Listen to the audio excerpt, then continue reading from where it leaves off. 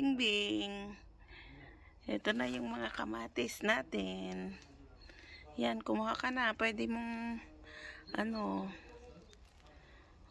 ang daming bunga. Nagpunta si Manang Bingbing dito. Inayak ko para manguha siya ng, mga bunga.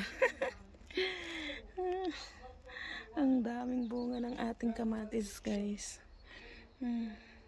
Nakakatuwa, di ba?